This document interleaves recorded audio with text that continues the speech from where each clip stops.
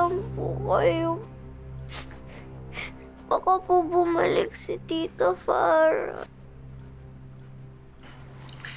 Don't worry, baby. Sasamahan ka namin ng daddy mo, ha? We'll just be here. Halika dito. I made sure na hindi ka na niya sasaktan. Kumuha ko ng mga pulis para bantayan siya. Hindi ka niya sasaktan, hindi na siya babalik dito. We're here to protect you. Yeah. Kawawa naman itong batang to. Grabe ang ginawa ni Farah. At least pagbabayaran na niya yung mga kasalanan niya. She's so desperate. Lahat kaya niyang gawin. Hindi ko na alam kung ano pang kaya niyang gawin. Wala na siyang magagawa. Mamamatay muna ako bago kayo saktan ulit.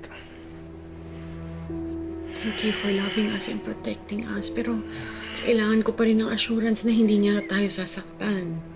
Me too, Daddy. I don't want to see her again.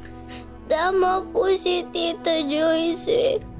She is really a witch. I will pray po na hindi na po natin siya makikita forever and ever.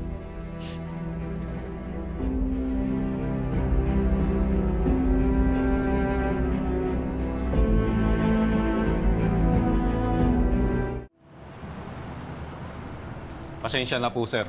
Pero natakasan po ang mga kasamahan namin para rigor. Ang huling report po sa amin, tumalon raw po to sa Alonso Bridge.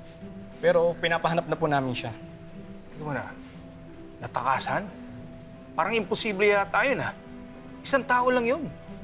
Nataon lang po, sir, Vice Presinto. Ang sabi, nag-CR.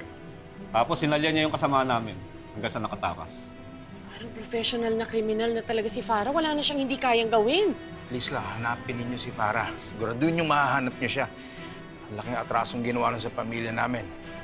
Napakabigat. Napakadelikado. Rest assured po, sir. Ginagawa po ang lahat ng paghahanap. Hindi naman po kami humihinto. Hanggat di po natin siya nakikita. Patay man o buhay. Pakibilisan na lang pong paghahanap. Kailangan ko lang po talaga makasigurong hindi na babalik si Farah dito. Sige, salamat na. Salamat po. Sige, salamat na. Kailan ba matatapos to? Nagluluksa na nga tayo, nag-aalala pa. Awang-awa na ako kay Mamita, love.